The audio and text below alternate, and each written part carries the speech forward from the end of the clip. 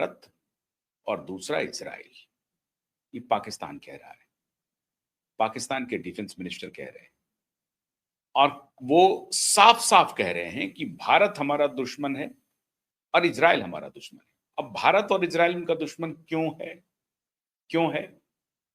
उसका वो ज़िक्र कर रहे हैं कि हमारे जो बिरादर हैं, सऊदी अरब हों या यूनाइटेड अरब अमीरात हों या ईरान हो, तुर्की हो, इराक हो, मिस्र हो, इजिप्ट हो, लेबनान हो, सीरिया हो, लीबिया हो, इस सबको उन्होंने कन्वर्ट किया है और इस पूरे इलाके को जीता है, कन्वर्ट किया है।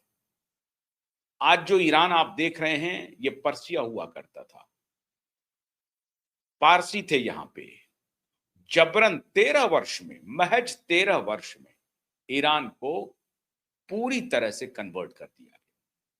17 वर्ष में इराक को, वो जो मेसोपोटामिया की जो सभ्यता हुआ करती थी, उसको 17 वर्ष में कन्वर्ट कर दिया। सीरिया को, वो कुछ और देश हुआ करता था, उसको कन्वर्ट कर दिया। लीबिया, सीरिया, लेबनान, सबको कन्वर्जन, कोर्स कन्वर्जन करके हमने इस्लामिक स्टेट में तब्दील कर दिया। अब एक बात बहुत साफ-साफ भारत को समझनी पड़ेगी। उनमें कोई कंफ्यूजन नहीं है, उनमें क्लैरिटी है। वो अपनी बात को साफ-साफ रख रहे हैं कि हमें इस खिता में, उसको वो खिता कहते हैं, इस इलाके में, पूरे मिडल ईस्ट में हमने अपने धर्म को बड़ी मजबूती से सबके ऊपर थोपा है और सबको जबरदस्ती करने के बाद अपने धर्म को स्थापित कर लिया है। और जो इस धर्म के खिलाफ है, वो हमारा दुश्मन है। अच्छा है, बुरा है, ये बात में नहीं, लेकिन जो इस्लाम नहीं मानता है, वो हमारा दुश्मन है। और इस्लाम को नहीं मानने वाला जो पूरी दुनिया में 2 देश, अमेरिका की बात वो कह नहीं सकता क्योंकि अभी वो चटनी बना देगा। चाइना को भी नहीं कह सकता कि चाइना हमारा दुश्मन है, वो भी नहीं मानता है इस्लाम को। लेकिन उसको भी नहीं कह सकता क्योंकि उसको वो चटनी बना देगा। रसिया को नहीं कह सकता, रसिया चटनी बना देगा। हालाँकि रसिया में इस्लाम और क्रिश्चियनिटी दोनों का कुछ न कुछ असर है। लेकिन यही बात वो अमेरिका और चाइना के बारे में नहीं कह सकता। फ्रांस के बारे में कह रहा है, इंग्लैंड के बारे में कह देता है। इंग्लैंड को तो कब्जा करने की प्लानिंग कर रहा है, फ्रांस को कन्वर्ट करने की प्लानिंग कर रहा है। जर्मनी में थोड़ी हिम्मत थोड़ी कम होती है, लेकिन फ्रांस और इंग्लैंड को तो वो कन्वर्ट करने की पूरी तैयारी कर रहा है और उसमें बहुत हद तक सफलता मिल गई है।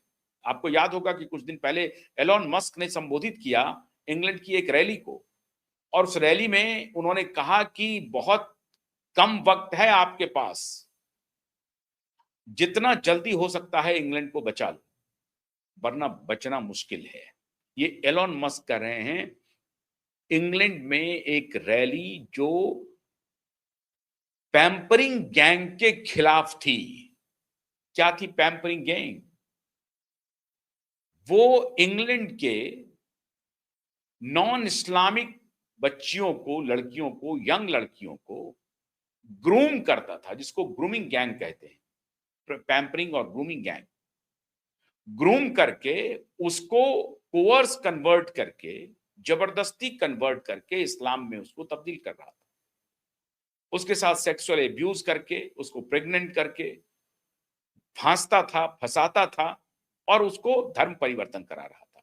बड़े पैमाने पर ग्रूमिंग गैंग इंग्लैंड में छा गया था। उसके खिलाफ इंग्लैंड में लाखों लोग सड़क पर उतरे और ये कीर स्टारमर के खिलाफ कर रहे थे और कीर स्टारमर को ही चुनौती दे रहे थे एलन मस्क। और वो कह रहे थे कि आप जिस तरीके से काम कर रहे हैं, खासतौर से लेबर पार्टी के लोग जिस तरह से काम कर रहे हैं, आप कुछ दिन में अपनी अस्मिता को खो देंगे। आपने जिसको आमंत्रित किया है, आप उन्हें नहीं जानते हैं वो कितने खतरनाक हैं। फ्रांस के लिए भी यही बात है, जर्मनी, यूरोप के लिए भी एलन मस्क यही कह रहे हैं। अब ये कहानी पाकिस्तान सरेआम कह रहा है कि भारत और इजराइल हमारा दुश्मन है। प्लानिंग बहुत खतरनाक है। आंखें खोलनी पड़ेगी। हमें अपने पड़ोसी को डराने की जरूरत नहीं है। हमारे यहां जो लोग हैं उन्हें डरने की जरूरत नहीं है। लेकिन एक बात स्पष्ट है कि अगर उनकी प्लानिंग एक ऑर्थोडॉक्स इस्लामिक स्टेट बनाने की है, जो 1989 में ईरान में कामयाब हो गया। कहां आप सोचिए कि ईरान को फतेह किया, उसके बाद ये टग ऑफ वॉर चलता रहा और फिर 1989 में एक कट्टर इस्लामिक स्टेट के रूप में ईरान को तब्दील कर दिया अयतुल्लाह खुमैनी ने। और वो काम करता था इराक में बैठ करके, और जब इराक में लगा कि ये सिया है तो वहां से इसको भगाया गया। आज कमोबेश वो स्थिति भारत में देखने को मिल रही है और बहुत ही खतरनाक प्लानिंग के तहत हो रही है। विश्वविद्यालयों को कब्जे में किया जा रहा है, हायर एजुकेशन को कब्जे में किया जा रहा है, कॉरपोरेट सेक्टर को कब्जे में किया जा रहा है, और गवर्नमेंट में पॉलिटिक्स में तो है ही है। बड़े पैमाने पर इंडियन एडमिनिस्ट्रेटिव सर्विस के लिए जिहादी तैयार किए जा रहे हैं। उन्हें पढ़ने लिखने के लिए फंड मुहैया कराए जा रहे हैं जिहादी संगठनों के द्वारा। 7 समंदर पार से ये पैसे आ रहे हैं। संभव है कि पेट्रो डॉलर हो, संभव है वो पाकिस्तानी पैसा हो, लेकिन CIA ISI के साथ मिलकर के ये खेल रच रहा हो।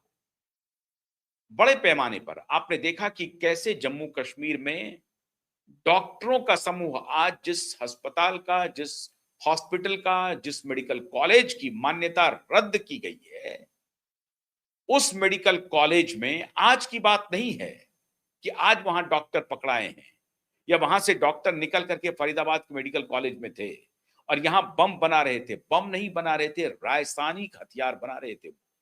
बम नहीं बना रहे थे, रासायनिक हथियार बना रहे थे। अब पता नहीं इराक से इनका संबंध है कि क्या, भगवान जाने। लेकिन ये डॉक्टर्स पढ़े लिखे रासायनिक शोध कर रहे थे और वो इस प्रकार का हथियार बना रहे थे जो काफी फेटल हो, वो बॉम्ब से भी खतरनाक हो। किसी अगर एक इलाके में उसको हवा में स्प्रे कर दिया